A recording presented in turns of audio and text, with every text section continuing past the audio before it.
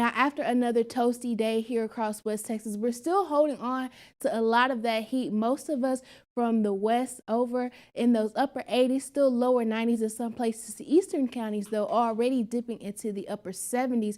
A few places to point out: Brady down to 79 degrees, but over in San Angelo, a 10-degree jump at 89, 86 up in Abilene, Sweetwater, and Robert Lee, some of those warmer spots holding on to 91 degrees. Now, we do have quite the eventful night ahead of us, and with the rain and the excess cloud cover, we're not going to see overnight lows dipping very low tonight. We're going to be dipping into the lower to mid 50s, with some cooler spots like Snyder dipping into the upper 40s at 48, and some of our warmer spots like Mason only getting down to 57 degrees. We're expecting to get to 55 here in San Angelo, and Abilene looking to get down to 53 degrees.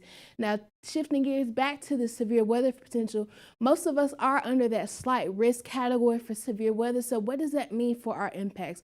Well, the tornado potential is going to be very low, as well as the flooding potential. Honestly, with as dry as things are, we're not going to see any flooding potential for a little while. But the biggest concerns, as I mentioned earlier, are hail. We have a moderate risk for large size hail, but then a high risk for those damaging winds that we've been talking about, with those wind gusts up to 70 miles per hour. So let's take a look at the timing on what we're expecting with this rain. This is now most of the activity still north of us in the southern plains, but by 9 p.m. we can start seeing some action in the big country and along I-20, and then a little farther southwest towards Big Lake and Fort Stockton. All of this is following the migration of a cold front that we have. So you're going to see this all kind of travel along in a line. Now, by midnight, we're going to see the heavier storms a little getting closer to the east of Abilene, seeing one of the heavier storms. Just south of San Angelo also could be seeing a strong or severe thunderstorm.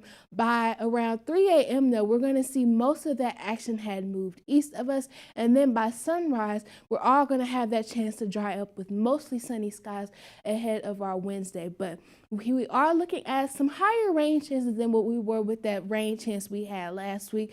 Again, though, the bulk of the rain going to stay to our east. Here in San Angelo, we're looking about 0.4 of an inch. Up in Abilene, a little closer to 0.7.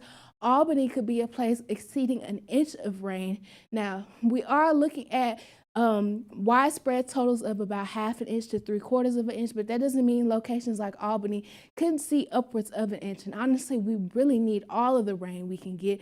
But then, as I just mentioned a second ago, tomorrow we're looking at mostly sunny skies. Things are going to be a lot cooler, feeling a lot more like mid-March or end of March, with this cold front traveling, bringing this rain with us. So we're going to see highs in the Concho Valley in the lower to mid 70s, up in the big country, upper 60s to lower 70s, only getting to 68 in Abilene, while we're getting to 73 degrees down here in San Angelo. And we're going to continue that warmer trend going into the weekend, peaking in the mid 80s by weekend before that next rain chance and next cool down comes by the start of next week, bringing us back to the lower 80s by this time next week with some isolated rain chances. Back to you.